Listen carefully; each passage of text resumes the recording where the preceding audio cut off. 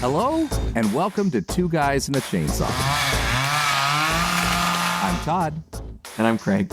Craig, we are week 2 into what might just end up being my favorite 4 weeks on the podcast. I don't know. I'm just I'm so excited that we have the opportunity. I'm super bummed that Roger Corman is gone, but he did live to a ripe old age of almost 100.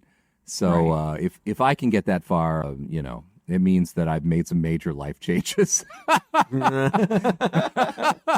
But anyway, we're tributing Roger Corman with a second movie. Last week we did House of Usher, which was the first of his Poe series, which was a bit of a departure for him and his company. So Roger Corman, just to give a quick background, was a low-budget filmmaker. He had an arrangement with a company later to be known as American International Pictures to provide them with black and white features. They provided double bills to what was now a whole bunch of independent theaters around the country. And so it was just a double bills of cheapies. He would get paid like $50,000 in $55, and he would have that to make 2 pictures that then he would provide to the distributor. And the whole arrangement was great. Last week, we covered House of Usher, which was a grand departure from that. He realized that this model might not be sustainable, going forever. And he convinced them, give me enough money to make a full-on color, widescreen CinemaScope picture with the big-name star, and let's put it out there and see what it goes. But I'm still able to shoot it on the cheap, which he was, and that spawned 7 more movies. So that was that line. What we're talking about today is A Bucket of Blood. It was filmed in 1959, and this is one of those black and white features that he put with a double bill of something else that he did for American International Pictures. Really super cheap, shot it in like 5 days. The reason I picked this movie is because it's notorious for a few reasons. First of all, I was kind of keen to do pictures that he was heavily involved in. As a producer, you might be more involved with some pictures than you are the other. Right. This one, he produced, he directed, and he and the writer, Charles B. Griffith, with whom he would have quite a long relationship, they spitballed this movie. They went out and were like, hey, we need to shoot this picture. What are we going to do? And let's do something about beatniks. Beatniks are sort of the, I don't know what you'd call them, the hippies of the 50s? Yeah. I don't know. The artsy, the beat poets and that. It was very focused around the art scene, I think. Yeah.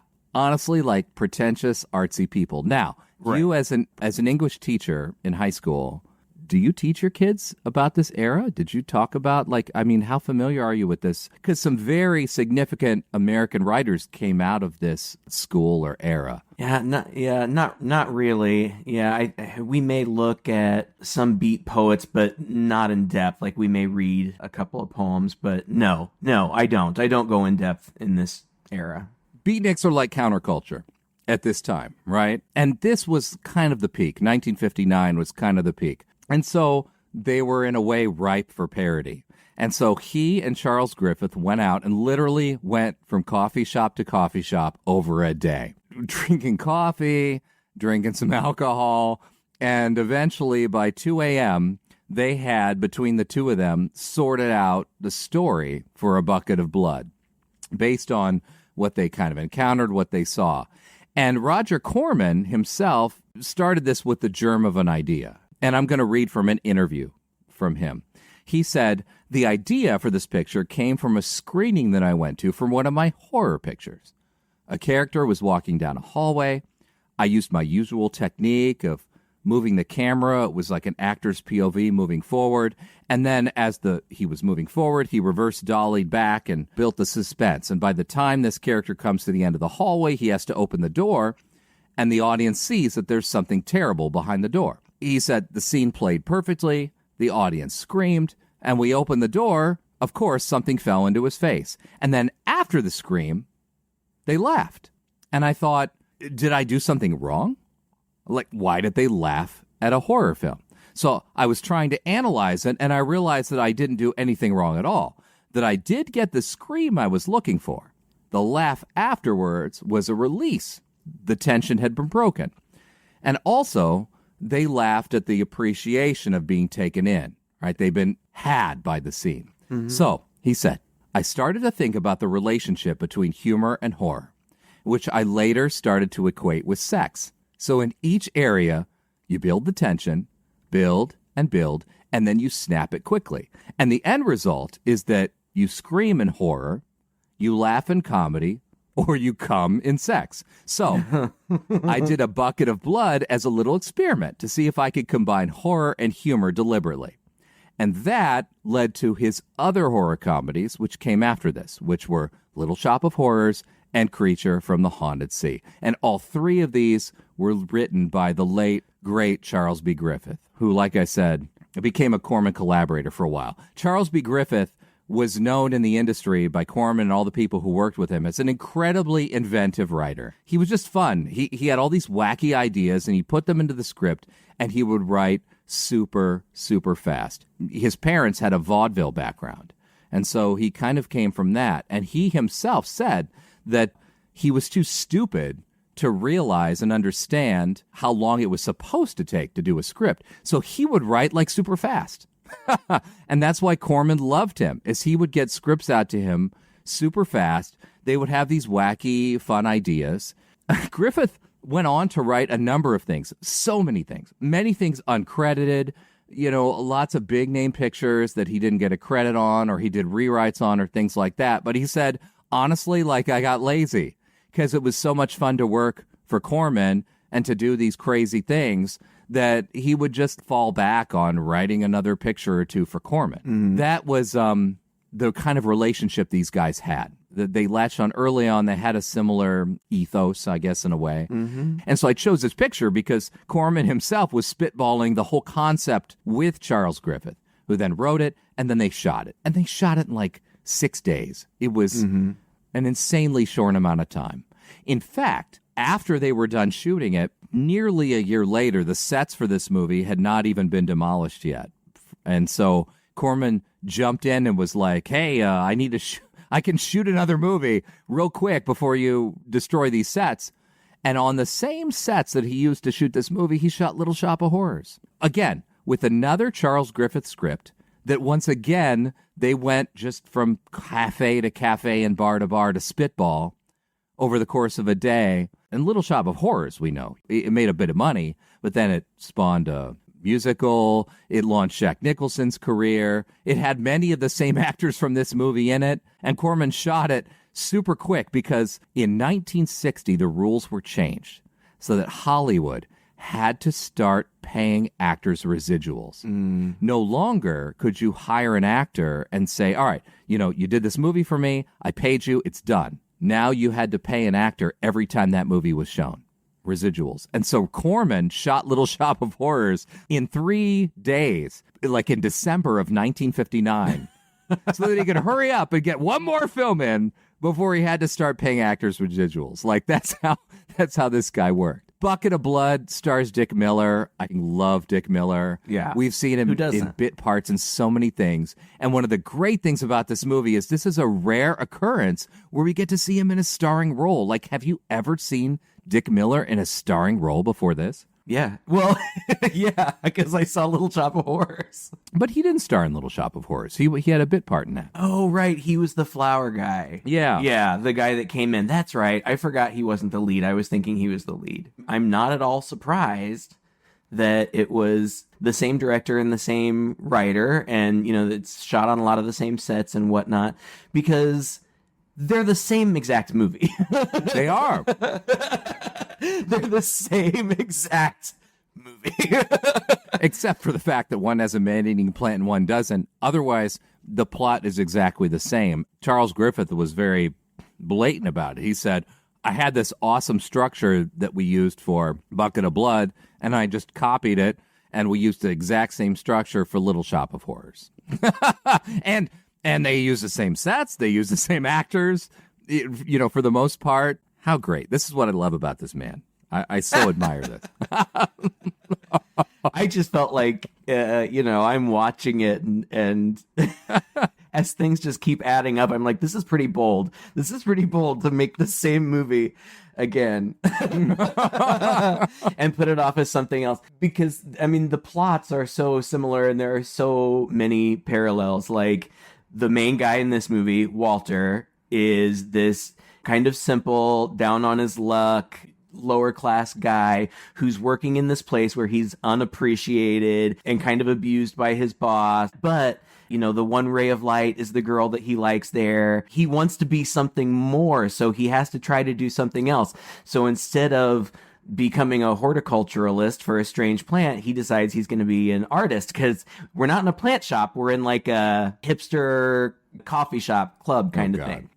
But it's the exact same thing. So then there's an accidental inciting. So the clay, his clay, that's his medium, just like the plant is Seymour's medium. Right. And he's so frustrated with it. You know, like in the musical, he sings, he can't get the plant to grow, and he's like, grow for me. And in this movie, he's like messing with the clay. He's like, be a nose. Like he's so frustrated. And then there's an inciting accidental incident. In Little Shop, he accidentally pricks his finger, and that's how he learns that the plant likes blood. In this, he accidentally kills a cat. Both of these accidental things lead to a series of events where, to continue in his success, which he immediately finds, like everybody is coming in their pants over this plant and over these sculptures. And so to keep his success, he has to keep producing, and the only way to do that is to kill people. He also has a morally ambiguous boss who is aware of the murders, but as long as he's going to profit from it, he's willing to look the other way. There's also another male antagonist in a Little Shop of Horrors. It's the dentist who threatens Seymour. In this case, it's Lou the cop, and they end up the same way. And in the end, his medium or whatever gets away from him. His ambition gets the best of him, and he's punished for it. It's the exact same plot.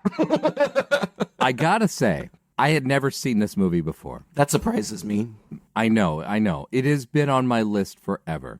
And I even remember as a kid going to the video store and seeing this movie on the shelf, that whoever packaged it and distributed it had presented it as though it was this long-lost thing. Roger Corman's bucket of blood, lost to the ages, finally resurrected, and now check it out. But it was packaged with one of those giant boxes, and where it felt dirty and kind of weird, and so I never picked it up. It seems so quaint now that I never did. Yeah. But this is a black and white film. This is one of Roger Corman's black and white films. Oddly enough, released at the same time that the movie we did last week was released. Again, this guy could shoot 3 or 4 movies in a year because he shot them in like 5 to 10 days and was doing them, to very specific requirements. But he put a lot of thought and energy into it. And I love the fact this is his first horror comedy. And he deliberately was like, I want to do something different. He had seen this intersection of where horror and comedy seemed to go, and he wanted to explore it. Even the studio at the time wasn't quite sure what to do with it because they didn't know comedy. In fact, he didn't know comedy. Corman was like, I never shot comedy before. I'm afraid I'm going to screw it up. And the best advice he got was from a friend of his who just said, you gotta shoot it straight. Have everyone play it straight. And I think, honestly, he was successful about it, because I watched this movie for the first time today, and I got to admit, I was grinning from ear to ear. I honestly did not expect to enjoy it as much as I did. How about you? I think if I had gone in knowing that it was supposed to be campy and funny, I didn't know that. I didn't know that it was, I didn't read anything about it or anything beforehand. I was excited to see it was really short. It's only, like an hour and 6 minutes. I didn't know what I was getting into. And so it took me a while to figure out whether it was supposed to be funny or not. And then about halfway through, when I decided it was, I was like, okay, I get what you're doing. I see the gags and I see the jokes, but I don't know that it had the desired effect on me. And I think that, again, had I been aware that that's what it was going for, I think that I would have looked at it through a different lens and maybe I would have enjoyed it more. I thought it was fine. You should tell me the things that you like about it. Because I don't have anything in particular that I didn't like about it. There were just things that were kind of curious to me.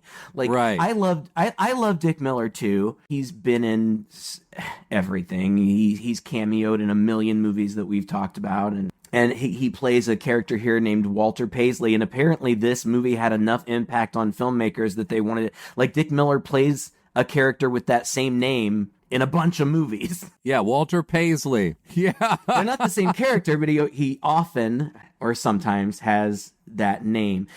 And like I said, he's playing kind of the Seymour role where he's kind of down on his luck, and he's meant to be sympathetic. You're supposed to feel for him. And Rick Moranis is just kind of so boyish. He just comes across, Rick Moranis in Little Shop of Horrors comes across as very innocent, like very naive and very innocent, almost childlike. It's difficult to say what Dick Miller was trying to do here or what Corman directed him to do here, because it seems like they're towing the line between he's just simple and well, yeah, or he's legitimately mentally challenged. Yeah. I don't know if they didn't want to go too far in a certain direction. It was difficult for me to read what he was playing. Now, I appreciated what he was playing because he really went for it and he stuck with it. I'm not saying it wasn't good acting. It was just difficult for me to grasp as a character. I'm like, I don't really get who you are. Especially since by the end, well, no, he's kind of morally ambiguous throughout. And that's another thing. Like, he starts killing people, but I can't tell if he's crazy or if he's too simple-minded to understand that what he's doing is inappropriate. I sort of lean to the latter. Seymour is very similar, at least in the original. I gotta say, like, the movie opens with this Beatnik doing his, like, poetry, with a guy playing some drums or some music or whatever behind him. I will talk to you of art, for there is nothing else to talk about. For there is nothing else. Life is an obscure hobo bumming a ride on the omnibus of art. Burn gas, buggies, and whip your sour cream of circumstance, and hope. And go ahead and sleep your bloody heads off. Creation is. All else is not. And then it goes on forever, and you're like, oh my God, shut up. It's so much garbage. I was thinking of, have you ever seen So I Married an Axe Murderer? Yeah. God. Like, they do the same thing in that movie. They just... Woman. Whoa, man. I love it. It's similar. It's just obvious that he's out to satirize this movement of pretentious artist types who are standing up in bars and doing poetry that's just stream of consciousness garbage that doesn't really mean anything. No. But when they're done, they sit down with their friends and they talk about how profound it was and how great they are. Yet everybody at the table really is just looking for attention. We're all artists and we all appreciate and all this stuff. And they're just stroking each other's egos. Yeah. And I know this was a particular era, but it's so relatable because I feel like this never ends. There's always a moment in art history where you have like your pretentious people who are so wrapped up in themselves and think that this quote unquote art that they're doing is so important and so wonderful.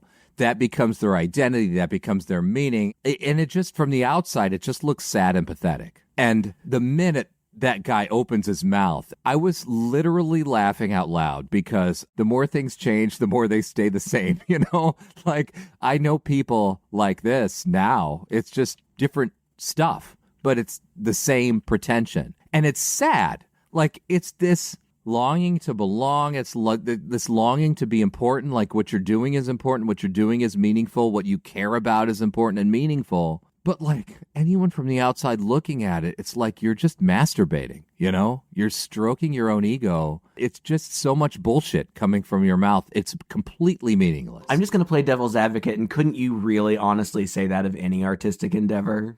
Of course. Especially the things that move mountains, Like, there's one point at which, abstract art was laughed at, but then taken very, very seriously by people, and now it's incorporated. into what we understand as art, and we appreciate it and whatnot. But I think this is all about taking it to extremes. I feel a deep sympathy for Dick Miller's character, that he is busboy in this, I don't know, coffee shop? Yeah, I think so. Where there's a little stage. It's so funny because we look at it from an outside perspective. Didn't you go to those types of places in the 90s? Because I certainly did.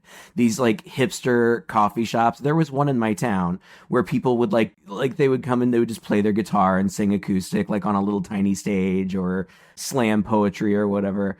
This is not at all unfamiliar to me. Yeah. I mean, I was kind of a nerd. I just kind of hung out with like these hipster kids.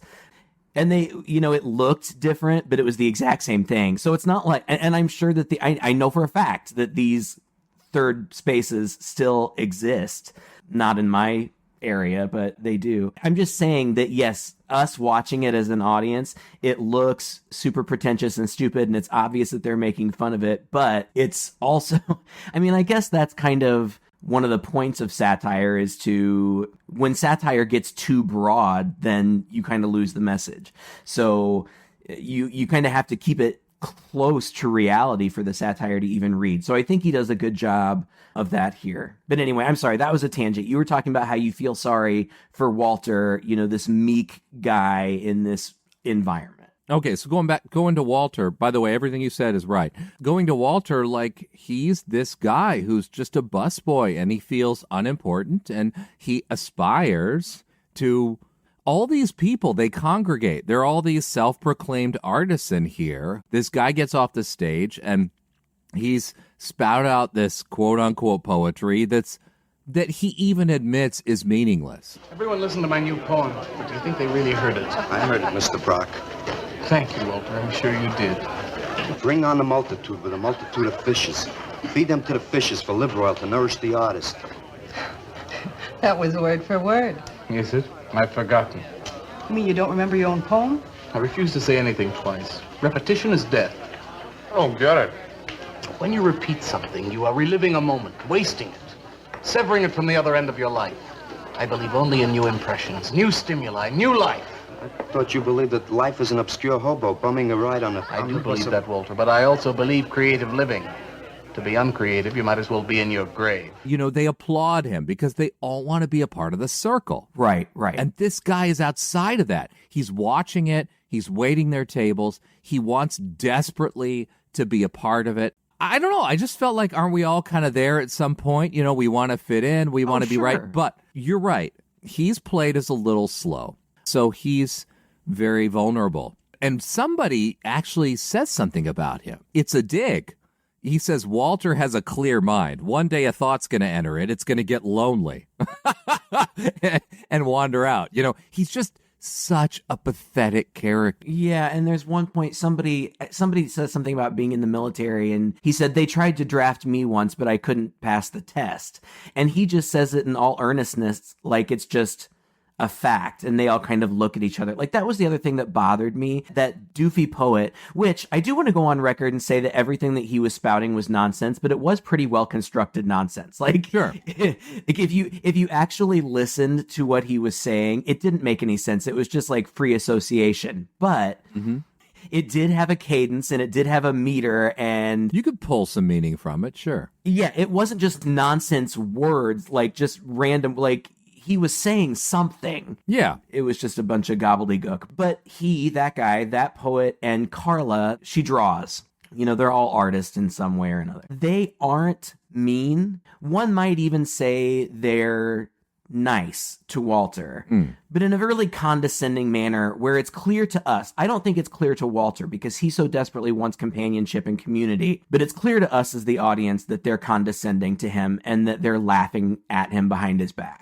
And that makes him even more pathetic, and you feel bad for him. He's unaware, right? I think he is. And so I instantly bonded with this guy, and I was interested in his story from the beginning. And I was surprised by that. I didn't think that this movie was going to get there so quickly.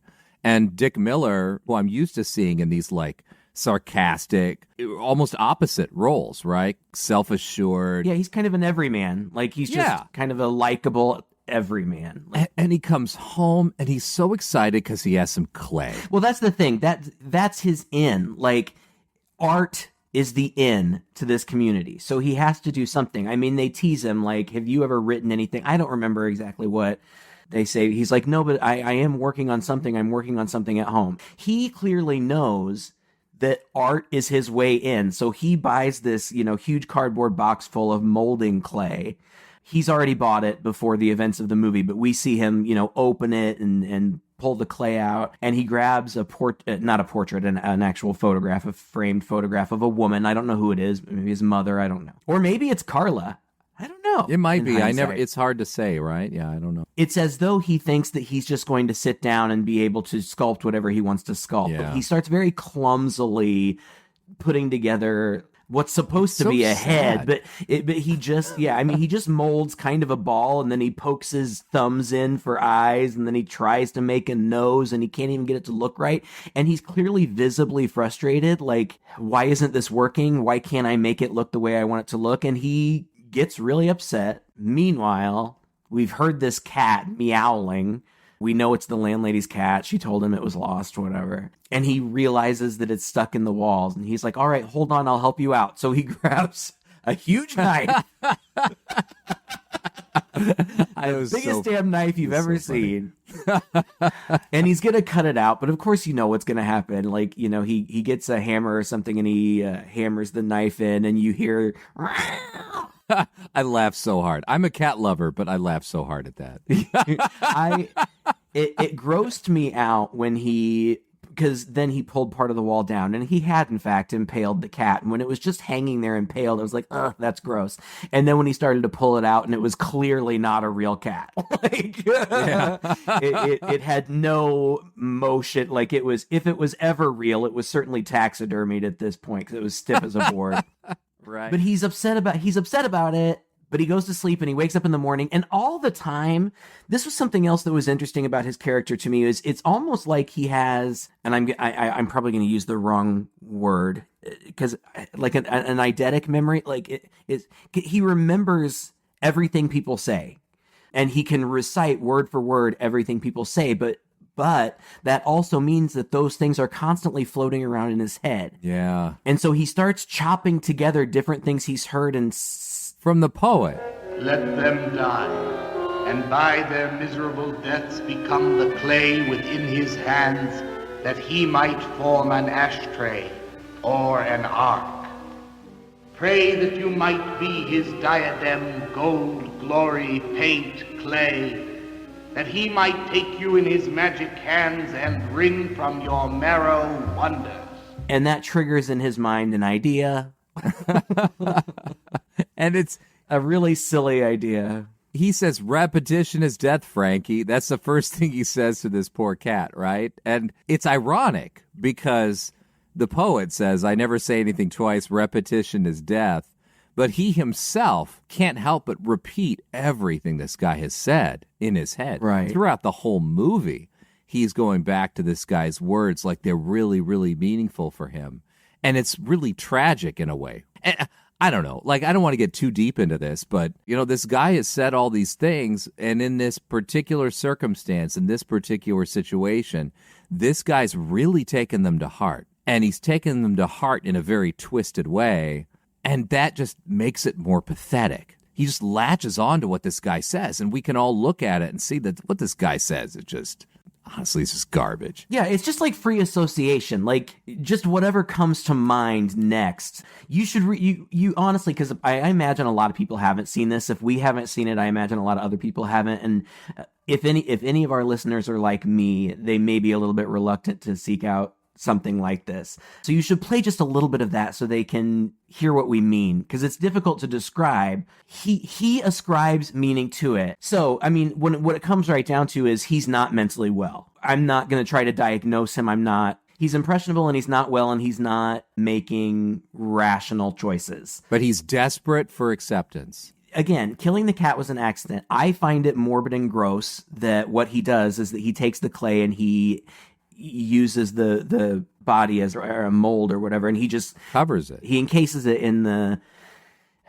I find that morbid and gross, but, people do taxidermy, and I almost would be reluctant to judge that. But what's funny about the movie, and this is, I think, in large part what makes it a comedy, is he takes it immediately. I mean, that clay dries instantly. And he takes it immediately to the coffee shop, and the owner, Leonard, and the girl he likes, Carla, are sitting outside. And he's like, do you want to see something? And they're like, yeah. And he has it wrapped in a blanket, and he opens it up. And not only is it the cat, but he hasn't moved it, nor has he removed the giant knife going through He hasn't taken the knife out. I literally laughed out loud at that. I did not expect that. I thought it was hilarious. And then he asks him, what's it called? And he says, dead cat. Dead cat. But what's even funnier than that is Carla loves it. She thinks it is like the most brilliant thing she's ever seen. It looks like a dead cat that has been dipped in clay. And they're talking about, oh my God, look at how you've captured the anatomy, and like, it's crazy. And she's like, it's a masterpiece. And at first, I couldn't even tell if they were coddling him or making fun of him, and he just didn't understand. But I don't think so. No, I think that she actually really liked it, and then Leonard put it in the back because Walter wants it displayed. And so Leonard's like, okay, I'll put it way in the back, in that alcove in the back. And then the next scene is Walter working. And I just thought it was so cute and pathetic that everybody he talks to is like, do you like my cat? Do you like my cat? Do you like my cat? Yeah. Do you like my cat? I just couldn't help but feel for this guy, because he says to her, does this mean I'm an artist? Yeah. Honestly, I was emotionally invested in this movie. And Maxwell seems to kind of control the crowd, more or less. He makes an announcement that Walter's a genius. He makes this hilarious speech, and when he's done, even when he's done with his speech about how genius Walter is, he ends it with, bring me an espresso, Walter. Yeah. like you're still serving me. Get me an espresso. You're right. That guy seems to be the person. His opinion is what matters. Like, yeah, if he says it's good, it's good. I guess he's earned that much esteem in that little circle or whatever. He's kind of the kingpin, and he really kind of holds court too. Yeah. People congregate around him, and he's always like just lounging in his chair, just vomiting philosophy, and it's funny. Yeah, it's hilarious. I mean, don't you know people like this? I mean, it's so relatable. Yeah. So the reason that I found it a little bit difficult to sympathize with him at this point, even though I knew that this was an accident, I knew exactly what was going to happen because I've seen Little Shop of Horrors. Sure. And I already saw the setup, especially when they're like, what are you going to do next, Walter? What are you going to do next, Walter? And he's like, oh my God, I have to do something next. You know what? I gotta say, I loved this play on words. I think the writer of this movie was so clever. Maybe it doesn't translate well now, but somebody says to him, make another cat. And he says, well, I haven't got another cat. So that's funny on that level. But it's also I did funny. like that writing because I liked that writing, and it continues in that vein where he never really masks what he's doing. No. It's just that nobody ever really asks. Nobody picks up on it, right? Right. And also I love that play on words because, in this era anyway, a cat is slang for a person. Look at that. He's a cool cat. He's a cat or whatever. I haven't got another cat. But later, he gets another cat. But in this circumstance, it's a person and not a... It's an undercover cop. Okay, so there's also a hilarious scene where after, seriously, they are, worshiping at his feet over this cat, and people want to buy it, and blah, blah, blah. And I don't remember if it's... Paola, something like that. Yeah, Viola or something. Some weird lady, some robust middle-aged lady, throws herself. Oh, my God. Ridiculously. Walter, I dug it. My cat? It was the most wonderful, wildest, wittiest thing I've ever seen. Walter, you've done something to me. Something deep down inside of my prana. I have? Oh, Walter, I want to be with you. You're creative. You've got a hot light bulb glowing inside of you, and I want to be warmed by it. You've done something to me deep down in my piranha is a line that I hope to remember and be able to pull out at parties. But anyway, she throws herself at him, and it's very, because he doesn't even know what's going on. But she's like, all right, well, at least let me give you something. I have to contribute something. So she pulls something out of her bra, and we don't know what it is. And she puts it in his hand, and we don't know what it is. And he's walking home, and this guy follows him because there's apparently a whole ring of undercover police that just hang out in this place all the time. Yeah, they're staking that place out. Yeah, we learned that early on. One of them follows him home and knocks on the door, and he's like, hey, whatever. It turns out what she gave Walter was heroin, but he didn't know that. He doesn't even really know what heroin is. He has no idea. He's like, oh yeah, heroin, isn't that expensive? And the cop's like, yeah, it can be expensive. And he's like, well, that was nice of her to give me something expensive. Like, he doesn't get it. And when Lou, the cop, tells him he's a cop, Walter, again, being simple-minded and not really understanding how things work, doesn't understand. He doesn't feel like he did anything wrong. And he sounds like a child. Like, but I didn't do anything wrong. I didn't take it. I didn't know what it was. She gave it to me. I didn't know. It's not mine. But the cop's like, you're coming with me. And he pulls out a gun. And then Walter is so scared of the gun. You're going to shoot me. You're going to shoot me. And he's holding a frying pan. And he kills the guy with it. Hits him over the head. It is so Little Shop. The first kill, unintentional. I had to do it. Right. The dentist, right? Like, that wasn't on purpose, really. But anyway, okay, so then there's a funny bit where the landlady comes in. She was great. She's in Little Shop too, by the way. And he somehow has hidden the body in his ceiling? That didn't make any sense to me. I didn't get that. While the landlady's in there, like, the arm falls down from the ceiling, dangling. So he has to get her out really quick, which he does. But then he puts, I assume this is where the title comes from, he takes a big pot, like a pot for the stovetop, and puts it on the ground to collect the blood that is pouring down this guy's arm. Yeah. And I guess that's the bucket of blood, because bucket of blood has nothing to do with the rest of the events of the movie. Yeah, he's just kind of talking to himself. I mean, I also think this is supposed to be funny. He's talking to himself. I need another cat, something like that, while this blood is pouring into this bucket behind him. And I love what she says to him when she comes in. It's just very straightforward. She's like, Walter, what do you need as a girl? Mm-hmm. She doesn't have to She doesn't have to be pretty. Just get laid. What she's saying is that he needs somebody to take care of him. Yeah, for sure. Because she's also upset by the state of the apartment. It's not tidy or whatever, but he shoos her out. And then, I mean, you can see what's coming a mile away. He comes back to the place the next day and he's like, hey, I've got something else. It's called Murdered Man. He's not very clever in his titles. But in between that and this, Leonard, who owns the club, has picked up the statue of the cat and accidentally drops it, and then he sees fur sticking out. And then he realizes, oh, Walter's a fraud. Like, this is what he's been doing. There's a dude on stage singing a song about a murderer. Yeah. And Walter's like very uncomfortably walking around. Oh, God, I thought that was hilarious. Anyway, Leonard is starting to realize what Walter's onto, and when he unveils Murdered Man, he's extremely shocked about it. Yeah. Everybody else thinks it's genius, but he's like super scared. He tells Leonard, you've got to stop doing this. But at the same time, I don't think that it has happened yet. Like, I think that he sees Murdered Man even before he's going to call the police. Yeah, he's an opportunist. He discovers the cat thing, and he's like, oh, no, Walter's a fraud. But just at that moment, some big, fat, rich guy comes up and offers him $200 for it. And then he offers him $300 when he kind of demurs, and then offers him $400, and then says, no, this Walter guy, he's going to be big. I'll give you $500 if I can have the cat statue plus first look at his next piece of art. Right. And as this is going on, Leonard is literally reaching for the phone, like he's going to call the police. And cops. It's like, it's the moral dilemma, like back and forth. Like, he's like $300, and Leonard thinks about it. He's like, no. And he reaches for the phone, and the guy's like $400. And eventually he gets to $500, and he's going to do it. And I think that the reason for that is because, well, the reason that he was going to call the police, I think he was still willing to let it go if Walter would stop.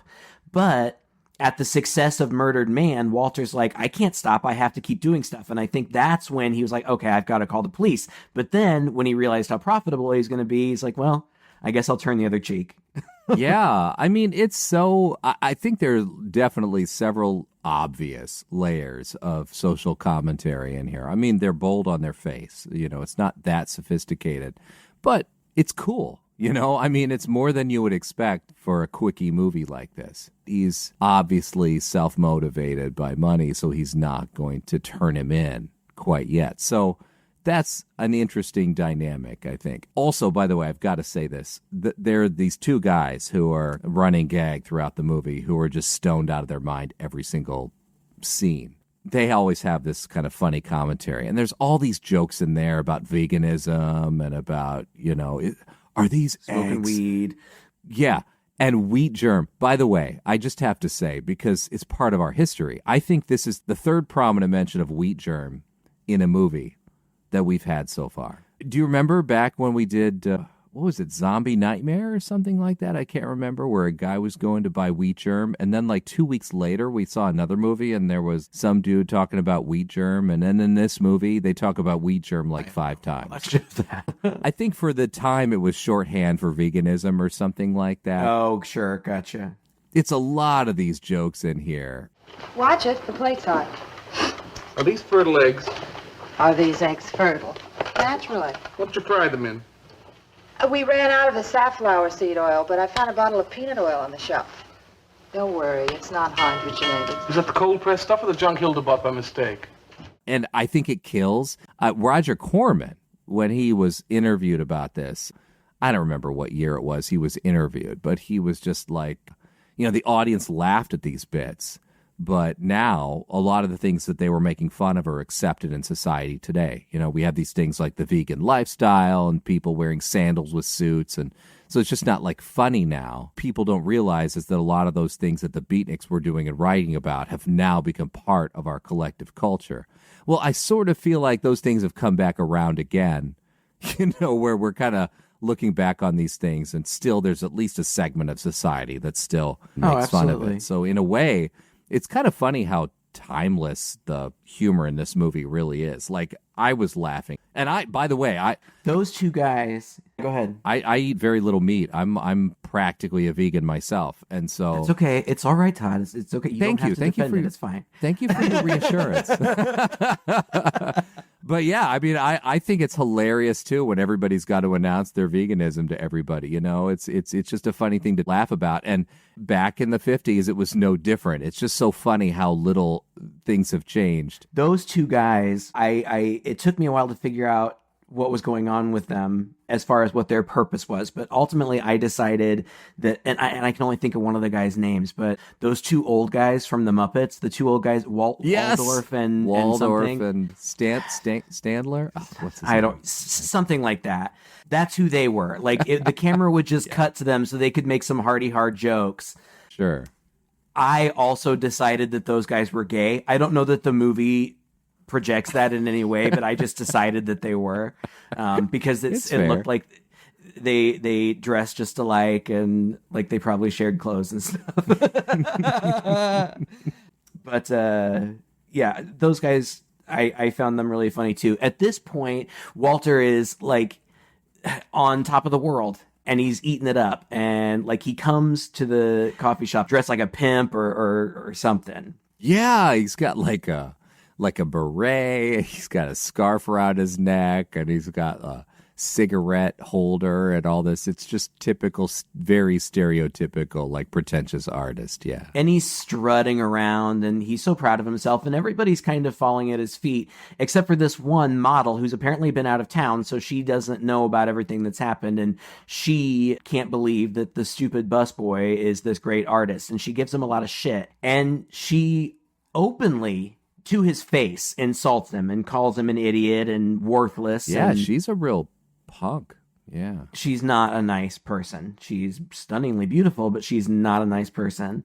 And he gets very upset and very angry. And he's like, you're ruining everything because she's driving people away from him. And anyway, so he stalks her home that night and lures her back to his apartment under the guise of he wants to pay her to model for him so he can sculpt her.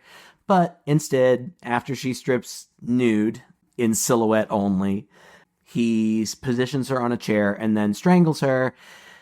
And then the next day, he has a new statue.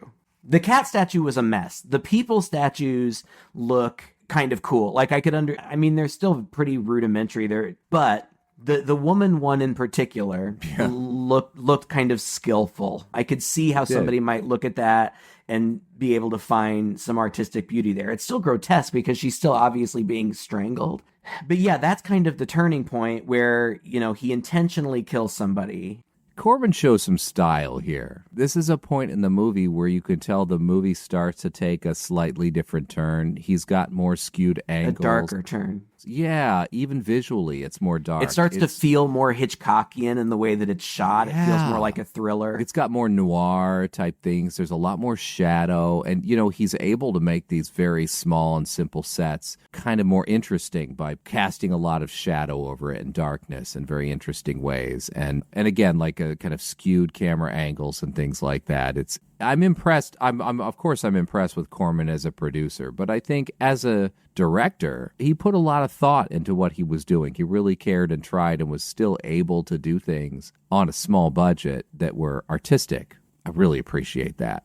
Yeah, and I think it's well paced too. I mean, things move pretty quickly at this point. Like, again, everybody fawns over the woman thing, and so they throw him a big party, and he wears a crown, and everybody's going on and on about how great he is. And the poet gives a speech about him.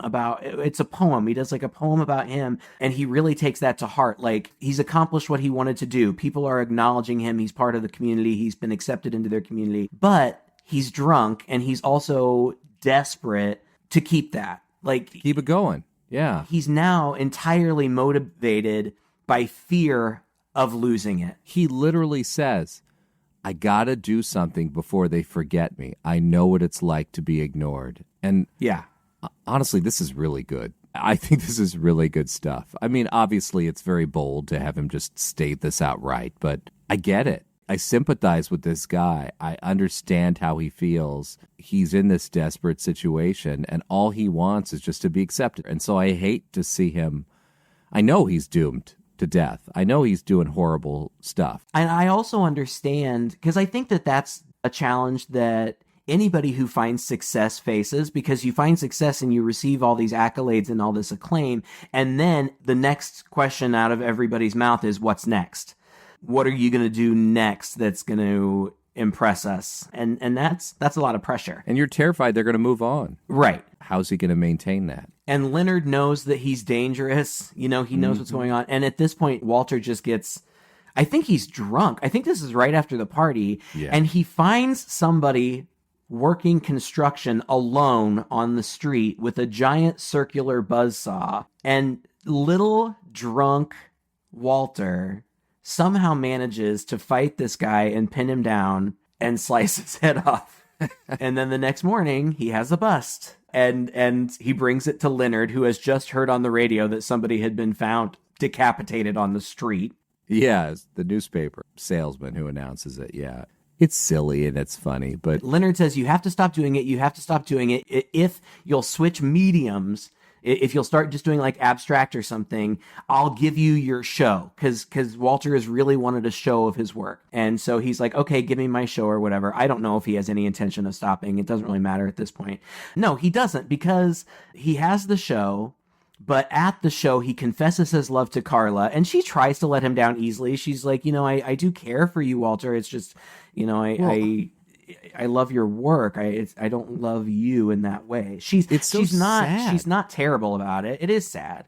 It is sad because his whole thing, he's just so naive, right? When he revealed murdered woman or whatever, she kissed him out of, she just gave him a peck out of excitement or whatever. Oh, this is your best work yet. But it turns out that he interpreted that as like, you love me. I mean, it's just, I know. I feel for him. He doesn't understand. And, he's so naive and innocent that, like, in confessing his love, he asks her to marry him. Like, it's pathetic, but it is sad. But when she rejects him, he gets angry, but then he asks her if she would allow him to make, and the way that he words it is important too, because can I make you a statue? Yeah. Not can I make a statue for you? Can I make you a statue? And she's like, oh, I'd be flattered or whatever.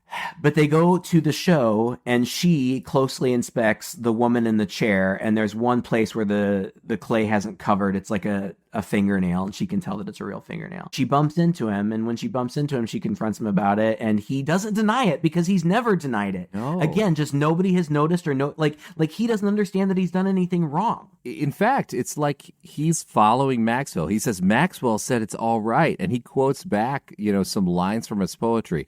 Let them become clay in his hands, that he might mold them. It bothers me that at this point, he says something like, I don't understand what's wrong. I gave her new life or something, and I want to do that for you. He says this to Carla. I made them immortal, and I can do the same for you. That's exactly Exactly. Instead of screaming in the densely populated coffee shop where they're having this conversation, she runs alone outside into the night, and he chases her. But immediately after that, other people at the party, at the show, realize what the sculptures actually are, and then they are a Frankenstein's mob, just chasing after them. So it's Walter chasing Carla, and then everybody else chasing Walter. This part was so funny because I remember these exact sets. I think there's a part in Little Shop of Horror near the end of the movie where he's running. Yeah.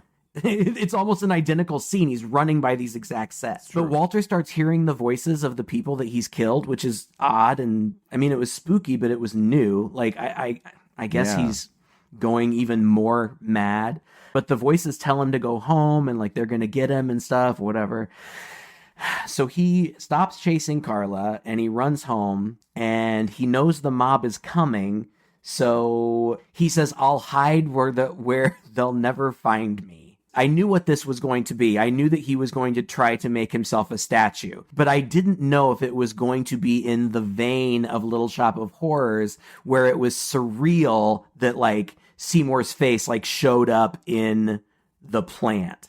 I half expected them to open the door to find him a complete statue, just like the other ones. Dick Miller was really pissed about this. He said, this movie just needed, like, another day. This movie just needed a little more care, a little bit more production value.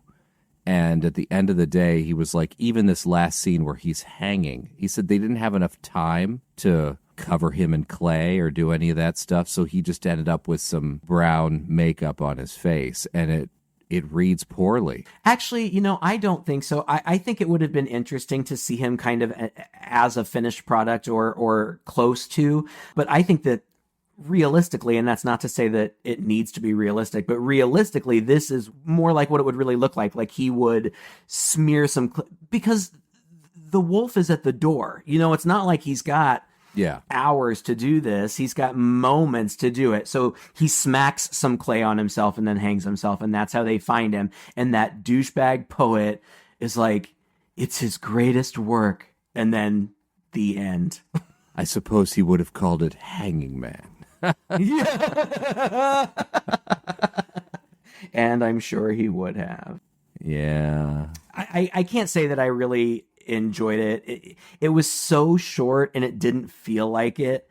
And I think that's just because there were no surprises really for me at any point, and I knew ultimately where it was going. And it's not a new story. It's House of Wax, right? I mean, even for its time, it wasn't a new story.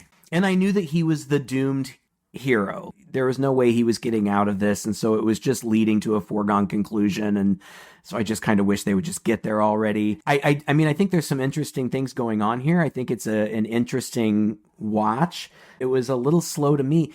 If you are a fan of Little Shop of Horrors, either the original movie or the musical, this is kind of an interesting watch just to be able to see the parallels and how much they line up. In that way, it was kind of like a little treasure hunt. Like, I'm waiting for this moment, the connections, and yeah, right. And anytime I find them, there's a little bit of glee, like, ha ha ha, there's another one.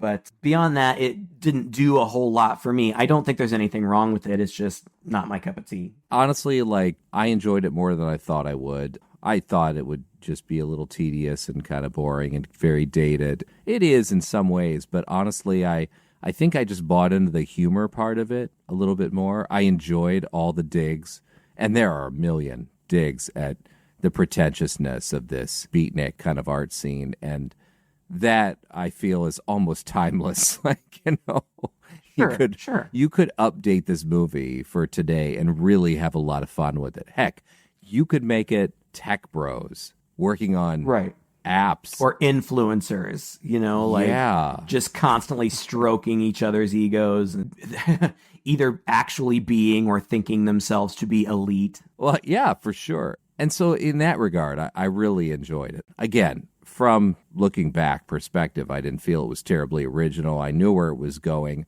I was really happy that it was as short as it was. It's just a little over an hour, so it moves fast.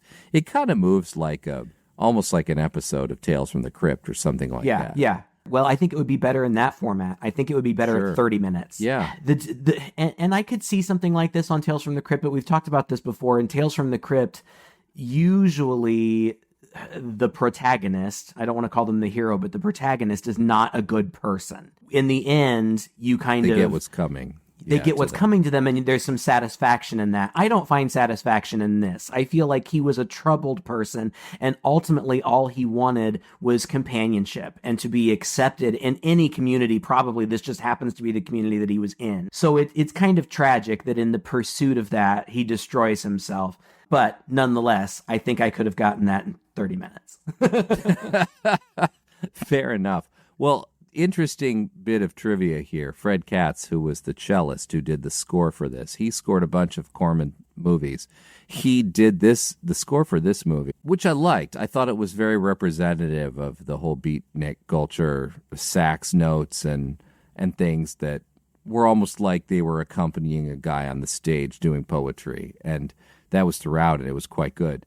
He did this score, and then he resold this score to Corman like 6 more times. If you watch Little Shop of Horrors, it's basically the same score. He just had an editor piece together selections from it, rework it and move it around and stuff. And I'm also really impressed with how Corman was able to do so much with so little. I mean, when you look at the movie, you could tell, you could imagine this movie could easily be shot over a couple weekends. Yeah. Yet, there is definitely a distinct shift in style from the earlier parts of the movie to the later parts of the movie, where it gets a little darker visually.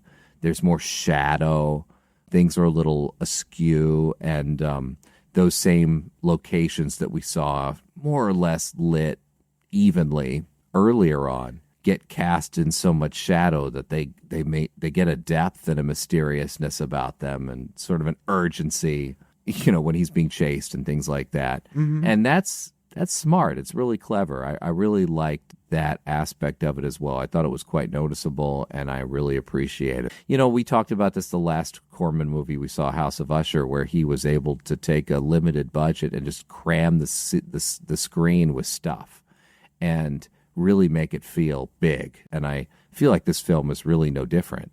Well, thank you so much for listening to another episode. This is the second of our Corman tributes. We've got 2 more coming to you. The next one's going to be a big departure. We're going to jump forward a decade or 2 into a Corman-produced film that gave a very famous director his start. And at least one very famous director says it's one of his favorite homages. So anyway, that's a little teaser for you. Enjoy that next week. In the meantime, please find us at chainsawhorror.com. Let us know what you thought of this episode. Let us know what you think of Roger Corman. And if you've seen this movie, we would love to hear your comments as well. Patreon.com/chainsawhorror. We'll get you backstage. Until next time, I'm Todd. And I'm Craig. With Two Guys and a Chainsaw.